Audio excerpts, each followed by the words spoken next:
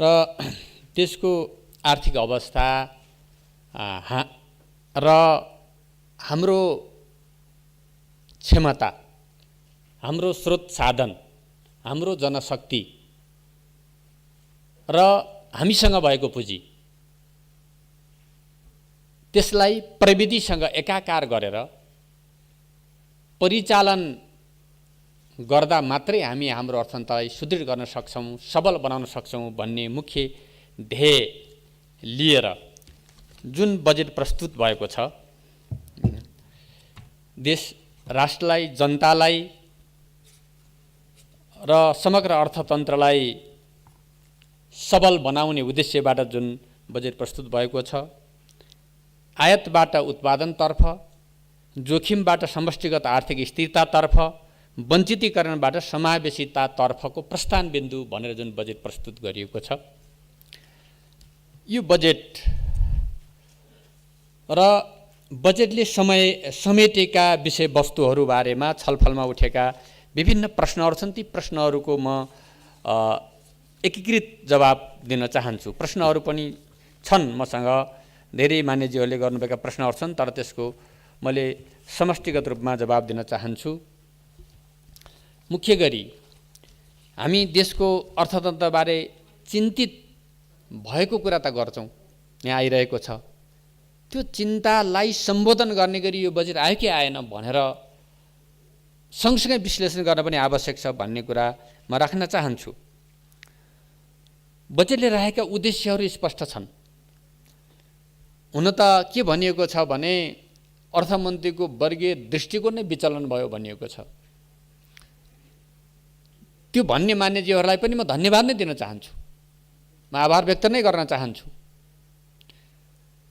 देशप्रतिको दृष्टिकोण बिग्रिएको छैन, देशको आवश्यकतालाई सम्बोधन गर्ने दृष्टिकोण बिग्रिएको छैन, हाम्रो अवस्थालाई सुदृढ गर्ने दृष्टिकोण बिग्रिएको छैन। त्यस अर्थबाट उद्देश्यहरूमा फेरि म एकचोटि दोहोऱ्याएर भन्न आवश्यक ठानेछु।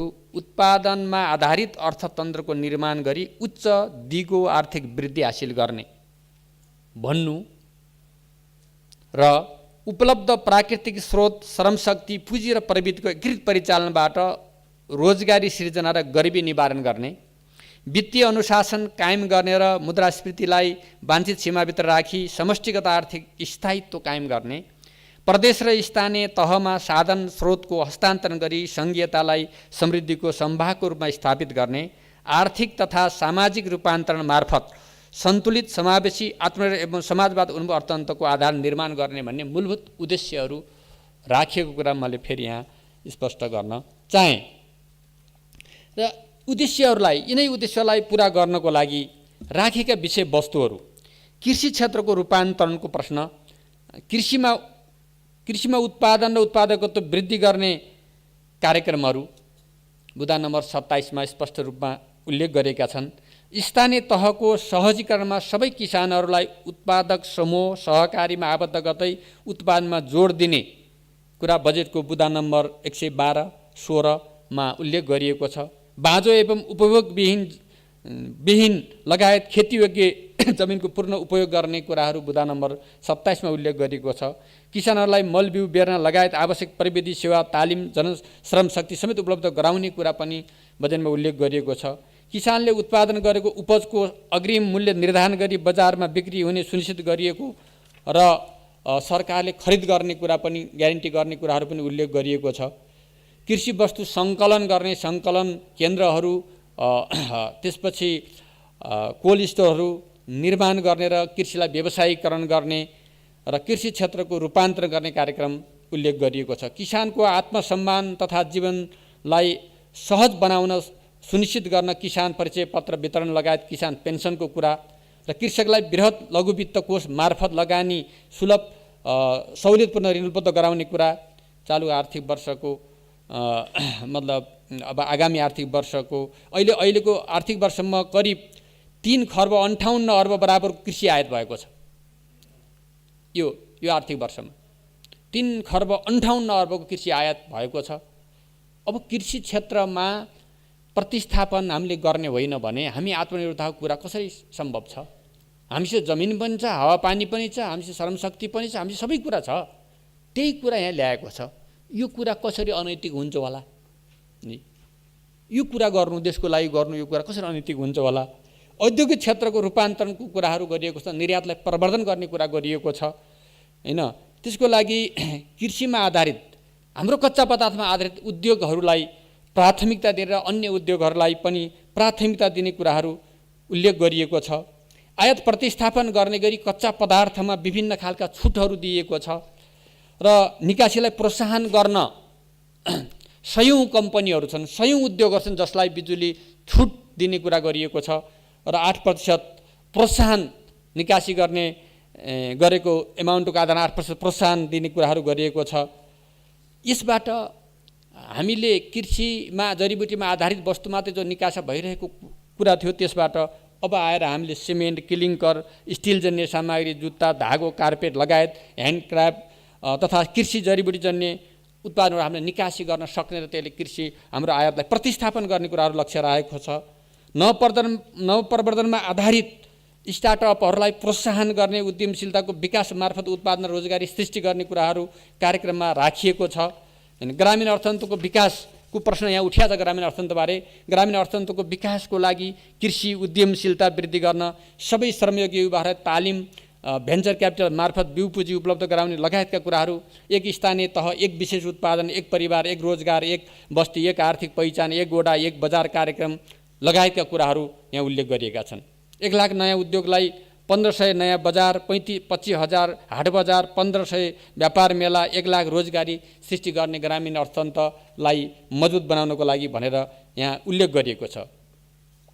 स्थानीय तहमा एक पक्की एउटा ग्रामीण सडक स्थानीय तहको मतलब केन्द्रसम्म गर्ने योजना अगाडि बढाउने कुराहरू यहाँ राखिएको छ। यसरी यसले समग्र क्षेत्रगत विकास पनि गर्ने र मुख्य गरी कृषि उत्पादनको वृद्धि, औद्योगिक उत्पादनको वृद्धि र विस्तार, पर्यटन क्षेत्रको विस्तार र सेवा क्षेत्र गरेर निकासीमा जोड दिने, सेवा क्षेत्रमा विशेष गरी आइटी क्षेत्रलाई अझ विशेष प्राथमिकता राखिएको कुरा छ र गरिबी निवारणको कुरा हैन। निरपेक्ष गरिबी रेखामुनि रहेकालाई एउटा निश्चित अवधिभित्र हामी गरिबी को परिचय पत्रको कुरा मान्यजीहरूले अघि भन्नुभएको छ, मन्त्रीजीहरूले परिचय पत्र दिएर सहुलियत, खाद्यान्न र शिक्षा, स्वास्थ्यमा पनि त्यहाँ केन्द्रित गर्ने, रोजगारी पनि दिने, जमिन पनि उपलब्ध गराउने लिजमा, र त्यसको लागि बिउ पुँजी पनि दिने, ऋण पनि दिने र स्थानीय सरकारसँग त्यसलाई जोडेर एउटा उत्पादनमूलक र रोजगारीमूलक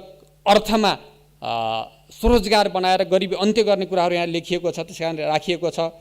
यसरी सिपमूलक तालिमहरू र गरिब घर परिवारलाई घरहरू निर्माण गरेर हस्तान्तरण गर्ने गरी कुराहरूलाई पनि राखिएको। त्यसै गरी दलित हरूका समस्यालाई समाधान गर्न आर्थिक र सामाजिक क्षेत्रमा सबल बनाउने कुराहरू छन्।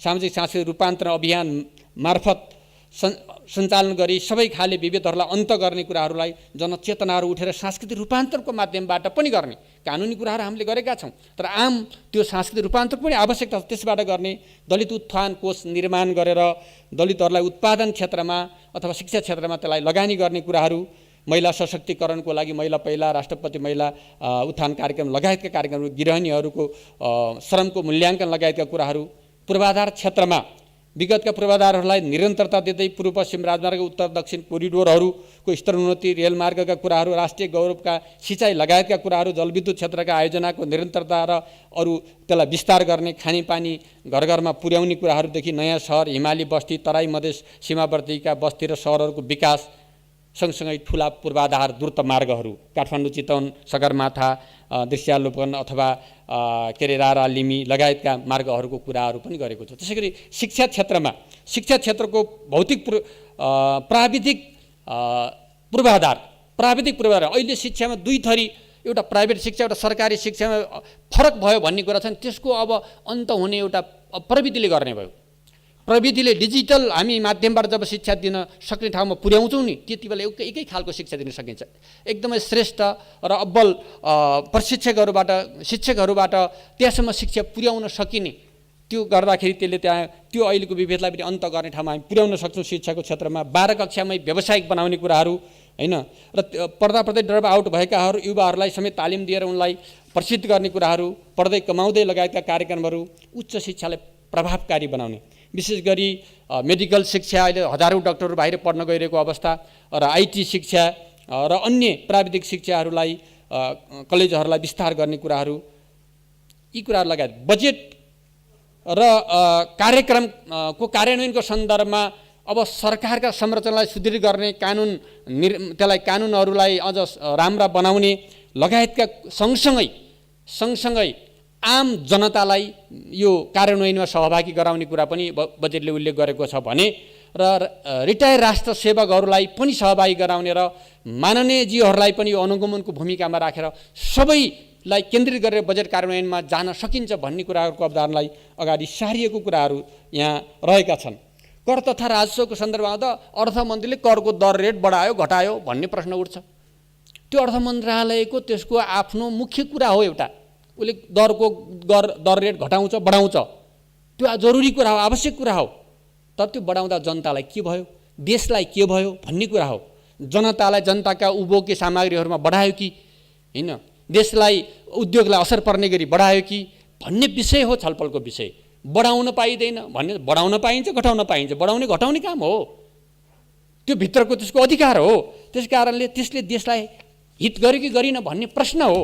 त्यस कारणले यी कुराहरू जुन बजेट अहिले प्रस्तुत भएको छ, अहिलेको सरकारले ल्याएको नीति कार्यक्रम र यो बजेट जुन रूपमा आएको छ, यसले कमसेकम मान्य सदस्यजीहरूको भनाइअनुसार पनि एउटा नयाँ बाटो, यसलाई समृद्धिको बाटो, आत्महितको बाटो र गरिबलाई तल्लो वर्गलाई समेटेर एकातिर ल्याएको छ भने अर्कोतिर व्यवसायी क्षेत्रहरूलाई पनि प्रोत्साहन गर्ने गरी ल्याएको बजेट कसरी अनैतिक भयो अर्थमन्त्री, यो प्रश्न आइराखेको छ। के अर्थमन्त्रीले बजेट नल्याएर, अर्थमन्त्रीले करको दर रेटलाई घटबड नगरेर अरू के गर्नु पर्थ्यो त भन्दा अर्थमन्त्रीको यो अधिकार क्षेत्रभित्रको कुरा हो, नेपाल सरकार कार्यविभाग नियमले दिएको अधिकारको कुरा हो। त्यसकारणले यसलाई कथा बुनेर अर्कातिर लग्ने भन्दा पनि मैले यो बजेट कार्यान्वयन हुँदै जाँदा लक्ष्य तोकिएको छ, यति प्रतिस्थापन गर्ने, यति गरिबी हटाउने, यति मानव सूचाङ्कको यति वृद्धि गर्ने भनेर तोकिएका आँकडाहरू छन्। तोकिएका आँकडामा यो बजेट कार्यान्वयन हुने क्रमबाट भोलि यो देशको अधिकरणमा आउने परिवर्तन, उत्पादनमा आउने परिवर्तन, प्रतिस्थापनमा आउने परिवर्तनले सबै कुरालाई पुष्टि गर्नेछन्, जवाब दिनेछन्। सही थियो कि गलत थियो भन्ने कुरा त्यति बेला पुष्टि हुनेछ। अहिले त मैले भन्न सक्ने कुराहरू होइन। तर यो बजेट व्यक्तिगत रूपमा अर्थमन्त्रीले आफ्नो सोचमा होइन, यो देशका सबै प्रतिष्ठित व्यवसायिकहरू, प्रतिष्ठित अर्थविदहरू, प्रतिष्ठित नागरिकहरू, सबै मान्य सदस्यज्यूहरू र सबैको सुझावहरूमा सबै वर्ग, सबै विभिन्न खालको वर्गको सुझाव र उहाँहरूको आवश्यकतामा प्रस्तुत गरिएको। यस अर्थबाट अब यहाँ उठेका प्रश्नहरू यही सेरोफेरोभित्र रहेको हुँदा मैले यसलाई एकीकृत रूपमा जवाब दिने कोसिस गरेँ र म यहाँ यो बजेट जनताको पक्षमा ल्याएको कारणले, देशको पक्षमा ल्याएको कारणले यो कसैलाई अनैतिक लागेर राजीनामा दिनुपर्ने माग उठ्दैमा अब त्यही गर्नुपर्छ भन्ने कुरा होइन। इतिहासले पुष्टि गर्नेछ, भोलि यो सही र गलत इतिहासले पुष्टि गर्नेछ। त्यसप्रति म जवाबदेही छु। यो अहिले मैले गरेका निर्णयहरूप्रति म पूर्ण रूपमा जवाबदेही छु। म जवाबदेही छु कि छैन भन्दा म जवाबदेही छु। होइन, मैले त्यो जिम्मा लिएको छु, लिन तयार छु। अहिलेको सरकार तयार छ, यही कुरामा राख्न चाहन्छु। धन्यवाद। माननीय सदस्यहरू, माननीय अर्थमन्त्री जनार्दन शर्माले दिनुभएको जवाफका सम्बन्धमा स्पष्टीकरण माग गर्न चाहनुहुने माननीय सदस्यहरूलाई समय उपलब्ध गराउँछु। विनियोजन विधेयक अन्तर्गत सम्बन्धित मन्त्रालयको विनियोजन शीर्षकहरूमाथिको छलफलमा भाग लिनुभएका माननीय सदस्यहरूले मात्र स्पष्टीकरण माग गर्न पाउनुहुने बेहोरा जानकारी गराउँछु। स्पष्टीकरण माग गर्न चाहनुहुने प्रत्येक माननीय सदस्यलाई 1 मिनटको समय निर्धारण गरेको छु। माननीय शेखर कुमार सिंह।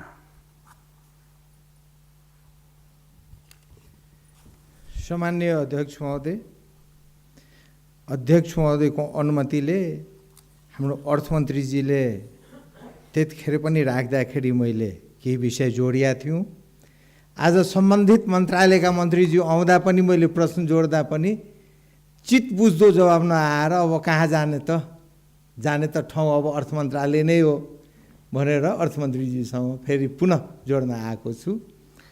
अर्थमन्त्रीज्यू, हाम्रो 70 का पुरानै सडक मध्ये एउटै सडक हो जो हो कि कुनौली फतेहपुर। अब कुनौली फतेहपुर रहेन, यो सडक अब इनरवा खण्डेदेखि सहायक राजमार्ग हो नाममा, तर कुनौली भन्सारसम्म मात्रै जोड्न आउँछ। यो 14 किलोमिटर सडकको लागि अहिलेसम्म बन्ने बजेटमा सुव्यवस्था भएको छैन। यसको व्यवस्था अर्थमन्त्रीज्यूबाटै ध्यान दिएर गराइदिनुहुन्छ कि भन्ने ध्यान राख्दैछु। त्यस्तै रामराजा प्रसाद सिंह स्वास्थ्य विज्ञान प्रतिष्ठानमा हजुरहरूले भोल दिने भएको छ। माननीय खेमालाल देवकोटा। माननीय अध्यक्ष महोदय, अर्थमन्त्रीज्यूले बजेटमा कतिपय कुराहरू एकदम राम्रो पनि ल्याउनु भएको छ। जस्तो विभिन्न विषयगत मन्त्रालयका 2 करोड, 1 करोड, 5 करोड, 50 लाखसम्मका तल पठाउने, तर यहाँ कतिपय विषयगत मन्त्रीहरूले बोल्दाखेरि अलिक फरक किसिमले बोल्नु भएको छ। र मन्त्रीज्यूलाई मैले भने मन्त्रालयहरूको विशेष गरी विकासै मन्त्रालयको विनियोजन हेर्दा विरक्ति लाग्दछ। हामी कतिपयले त यहाँ सिधै हामी यो मान्दैनौँ पनि भन्नुभएको छ, क्याबिनेटमा पठाउँछौँ भन्नुभएको छ। मन्त्रीज्यूको ध्यान आकर्षण गराएँ एउटा कुरा। अर्को कुरा मन्त्रीज्यू, मैले गाविसतिर गएँ पहिला, हामीले त्यो बेलामा कतिपय गाविसले त्यो बेलामा त्यो टोटल बजेटलाई 3टा भागमा हामी वर्गीकरण गरेका थियौँ। त्यो 3टा भाग सामाजिक आर्थिक पूर्वाधारको क्षेत्र, लक्षित वर्गको क्षेत्र र अनि अर्को हाम्रो चाहिँ प्रेरणादायक क्षेत्र थियो। अनि सामाजिक आर्थिक पूर्वाधार क्षेत्रमा गाविसले 2 लाख भन्दा समेत काम गर्न पाइँदैन भनेर 2066 सालमा हामी त्यो बेला कार्यविधि बनाएका थियौँ। अहिलेका तपाईँका मन्त्रालयहरू लाखका योजनाहरू प्रशस्तै छन्, डङ्गुरका डङ्गुरा छन्। यो के गर्न खोजेका मन्त्रीज्यू, यसको स्पष्ट जवाफ चाहियो। यो अर्थ मन्त्रालयले LMBIS गर्दाखेरि अलिक कन्ट्रोल गर्नुपर्छ पर्दैन। विषयगत मन्त्रालयले जथाभावी छोडेको छ, जथाभावी। माननीय डाक्टर विमला राई पौड्याल। सम्माननीय अध्यक्षज्यू, विपक्षीहरूले अर्थमन्त्रीज्यूलाई अर्थमन्त्रीको अधिकार प्रयोग गर्नुभयो भनेर विरोध गरेको होइन, अर्थमन्त्रीको अधिकार बिचौलियालाई प्रयोग गर्न दिनुभयो भनेर विरोध गरेको भन्ने मैले बुझेको छु। त्यस सम्बन्धमा प्रमाण चाहिँ देखाइदिनु भएदेखि होइन भनेर प्रमाण देखाइदिनु भए सकिजान्थ्यो। दोस्रो, सानिटरी प्याडमा कर घटाइएको कुरा सुन्दा असल लाग्छ, तर थुप्रै पालिका र विद्यालयहरूले आफ्नो पालिका र विद्यालयलाई पुग्ने गरिकन घरेलु उत्पादन नै सुरु गरिसकेको अवस्थामा यो अहिले चाहिँ बाहिरबाट आउने सानिटरी प्याडमा चाहिँ कर फ्री गर्नको लागि लाग्नु, यसलाई मैले कसरी आयातबाट उत्पादनतर्फ गएको बजेट भनेर मानौँ।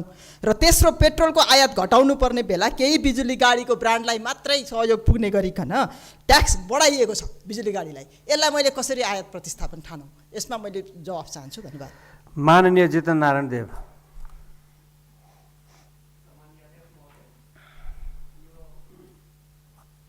2077-78 कुल बजेटको जम्मा 2.9% अर्थ मन्त्रालयले बजेट विनियोजन भएको, 78-79 2.8% मात्रै भएको र अहिले 79-80 2.3% मात्रै बजेट विनियोजन भएको अवस्था छ।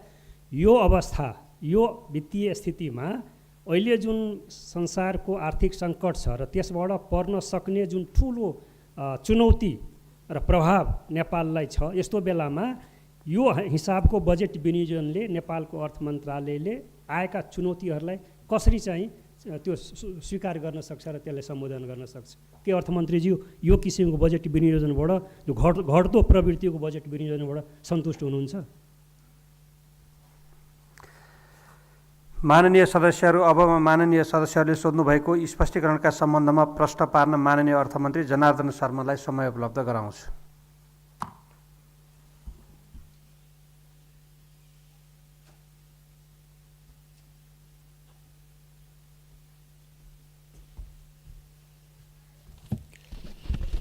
फेरि पनि धन्यवाद सहित आभार सम्माननीय अध्यक्ष महोदय, समय दिनुभएकोमा र माननीयज्यूले प्रश्न गरेकोमा पनि धन्यवाद दिन चाहन्छु।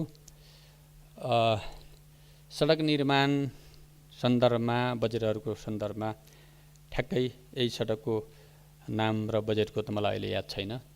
र सडकहरू सङ्घीय स्तरका सडकहरू को हुन् त्यसको निरीक्षण गरेर सङ्घीय स्तरको एउटा सडकको क्याटेगोरी स्पष्ट भएको र सम्बन्धित मन्त्रालयलाई यो कार्य गर्ने गरी जिम्मेवारी पनि तोकिएको र छलफल पनि भइरहेको कुरा र प्रदेशले गर्नुपर्ने सडकहरूको कुन स्तरका सडक प्रदेशहरूले गर्नुपर्ने र स्थानीयले सडकको क्षेत्रमा के गर्नुपर्ने भन्ने कुरा एउटा नीतिगत स्पष्टताको अभावमा यहाँ कतिपय कुराहरू स्थानीयले गर्नुपर्ने पनि सङ्घले गर्नुपर्ने, प्रदेशले गर्नुपर्ने सङ्घले गर्नुपर्ने जस्तो हुन गइरहेको छ। यहाँ दुई थरी कुराहरू छ। एकातिर तल बजेट नहुँदा माथि नै गर्नुपर्छ भन्ने माग आइराख्ने र माथिबाट बजेट होइन कि सडकमाथि तल पठाउनुपर्छ भन्ने कुराहरू हुँदाखेरि यसलाई एउटा नीतिले हल गर्ने भन्ने कुरा लिएको छ। नीतिले हल गर्दाखेरि सङ्घले गर्नुपर्ने कति हो, राष्ट्रिय मार्गहरू कति हुन्, कोरिडोरहरू कति हुन्, प्रदेश जोड्ने वा स्थानीय तहसम्म जोड्नुपर्ने कतिवटा हुन्, त्यसलाई स्पष्ट गर्नुपर्ने आवश्यकता छ। त्यो कुरामा गृह कार्य भइरहेको कुरा म यहाँ स्पष्ट गर्न चाहन्छु। अब यी सहायक मार्ग अथवा अन्य मार्गहरूको बारेमा छुटिएका बजेटहरूको कार्यान्वयनसँगै त्यसको पनि नक्साङ्कन हुँदै जाँदाखेरि त्यसलाई बजेटको पनि थप व्यवस्था गर्दै जान सकिने कुराहरू म अहिले राख्न चाहन्छु। रामराजा प्रसाद स्वास्थ्य विज्ञान प्रतिष्ठानको बारेमा आवश्यक बजेटहरू छुट्टिएको पनि छ र काम पनि भइरहेको छ। त्यसलाई पूर्णता दिने गरी अगाडि बढाउने कुरा म राख्न चाहन्छु। अब मैले बजेट वक्तव्यमा साना योजनाहरू तल पठाउन गरी भनेर प्रस्तुत गरेको कुरा मान्य सदस्यहरूलाई थाहा नै छ र साना योजनाहरू तल पठाउने तयारी नै भइरहेको हो। यहाँ बजेट इन्ट्री गर्दा एलएमबिआइएसमा इन्ट्री गर्दाखेरि साना योजना पनि इन्ट्री हुन आइपुगेको कारणले त्यसो हुन पुगेको त्यो भन्नुपर्ने नीतिगत रूपले भन्नुपर्ने आवश्यकता भएको हो। त्यसलाई अब अघि मैले भनेको नीति अन्तर्गत रहेर कुन स्थानीय, कुन प्रदेश, कुन सङ्घीय तहले गर्ने भन्ने स्पष्ट नीतिका साथ गरेर स्थानीय तहले गर्नुपर्ने कामहरू सङ्घले गर्नु हुँदैन, प्रदेशले गर्ने पनि सङ्घले गर्नु हुँदैन, तल सहजीकरण गर्नुपर्छ भन्ने कुरा नै मूल रूपमा नीतिगत रूपमा स्पष्ट छु भन्ने कुरा म राख्न चाहन्छु र स्पष्ट नीतिमा राखिएको कुरा पनि मूल्य गर्न चाहन्छु।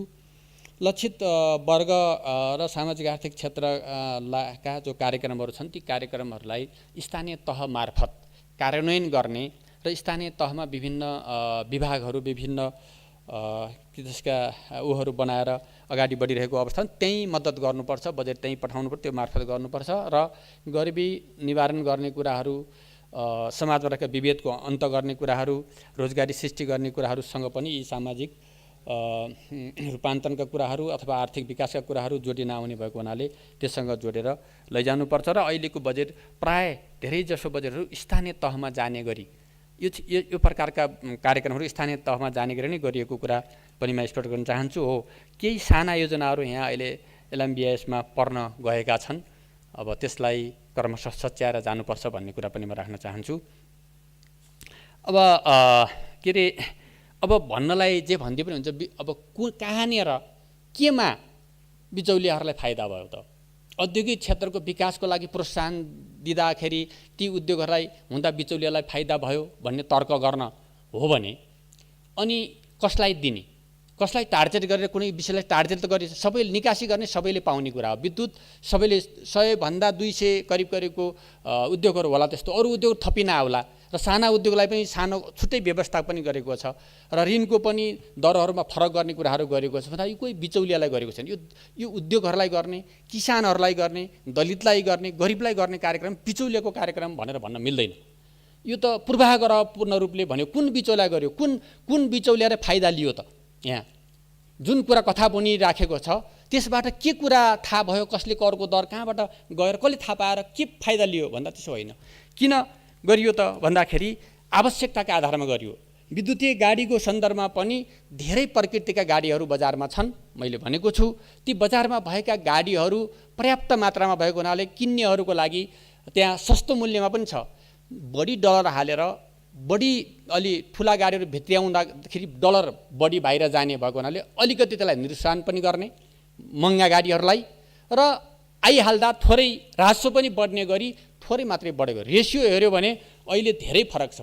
विद्युतीय गाडीको करिब 3, 3.5, 5 के अरे प्रतिशतको रेसियोमा वृद्धि छ भने यहाँ 1.2, 1.7, 1.8 सम्मको रेसियोमा वृद्धि भएको छ। त्यस कारणले अहिले पनि सस्तो छ, विद्युतीय गाडी सस्तो छ।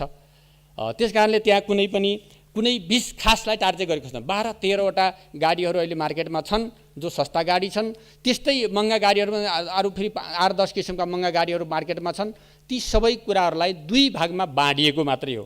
बाँड्दाखेरि त्यसले सहज रूपमा उपयोग गर्ने, जनताले उपयोग गर्ने कुराहरूमा उपलब्धता छ, सस्तोमा छ र सरकारी निकायबाट अब पेट्रोलियम गाडी नकिन्ने, क्रमशः पेट्रोलियम गाडीलाई विस्थापित गर्ने र अहिले भएका गाडीमा पनि कन्भर्जन लगायतका सिस्टमहरू राखेर यसलाई विद्युतीयमा परिणत गर्ने, अबदेखि सरकारले किन्दाखेरि विद्युतीय मात्रै किन्ने भन्ने परियोजना योजना पनि सँगसँगै प्रस्तुत गरिएको छ। के यो राष्ट्रको पक्षमा छैन? यहाँ के यो कोही बिचौलियाको पक्षमा हो? यो अब भनिदिनेहरूले भन्ने एउटा कुरा हो, तथ्यमा जाँदाखेरि तथ्यका आधारमा यो स्पष्ट हुने कुरा हो। सेनिटरी प्याडको कुरा एउटा कुरा हो, सेनिटरी प्याडको कुरा र अहिलेको भनाइको कुरा तालमेल मिलेन भन्ने कुराप्रति मेरो असहमति छैन। यसका अघि मन्त्रीजीले पनि यहाँ राख्नुभएको छ, महिला मन्त्रालयको सिफारिसको कुरा गर्नुभएको छ र आम महिलाहरूको माग पनि भएको, आन्दोलन पनि भएको सन्दर्भमा त्यो आन्दोलन, त्यो महिला मन्त्रालयको सम्मान, यो मागलाई समेत ध्यान दिएर महिलाहरूको एउटा संवेदनालाई, स्वास्थ्यलाई ध्यान दिएर सहजीकरण गर्न खोजिएको छ, पहिलो कुरा।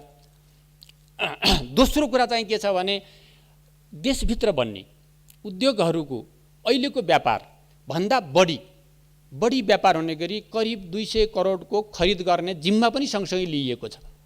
केही समय यसरी जाँदाखेरि हाम्रो उत्पादन अझ गुणस्तर हुँदै जाँदा भोलि त्यसलाई विस्थापित गर्न सकिन्छ। त्यो आज भयो, विस्थापित गर्न सकिने होइन। हाम्रो क्षमता वृद्धि गर्दै, हाम्रो गुणस्तर वृद्धि गर्दै जाँदाखेरि त्यो विस्थापित गर्न सकिन्छ।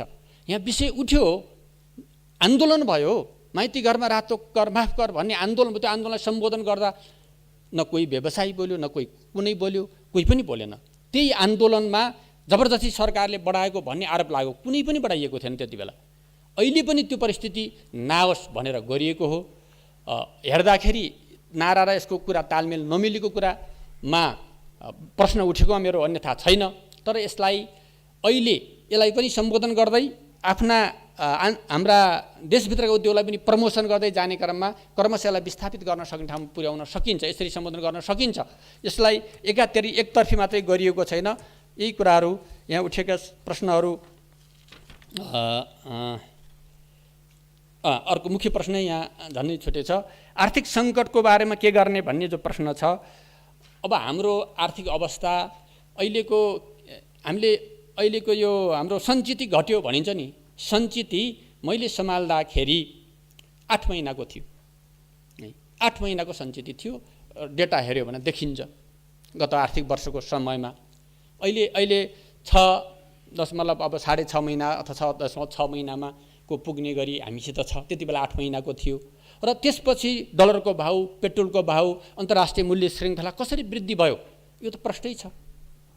यो कुनै अर्थमन्त्री म वा अर्को कोही आएर वृद्धि हुने कुरा थिएन। यो यसरी एकातिर यो मूल्य वृद्धिको एउटा मारमा हामी छौँ, अर्कोतिर आयातको कुरा मैले भने 3 खरब 58 अरबको खाद्य वस्तु लिएर हामीले खाइरहेका छौँ।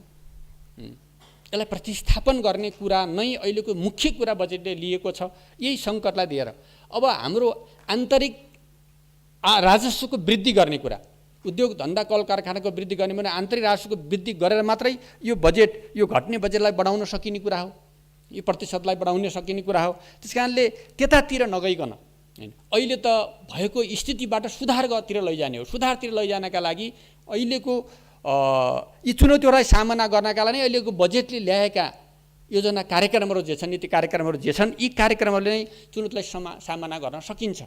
उत्पादन वृद्धि गरेर, औद्योगिक विकास विस्तार र निर्यात गरेर र हाम्रो आफ्नो शैक्षिक क्षेत्र, मानव संसाधनको विकास गरेर, रोजगारी सृष्टि गरेर, हामीसित भएको साधनहरूको उपयोग गरेर गर्न सकिने कुरा नै हो। त्यसै नै अर्को उपाय हामीसित छैन, अर्को विकल्प छैन। कुनै हामी अर्को तरिका हामी अपनाउन सक्दैनौँ।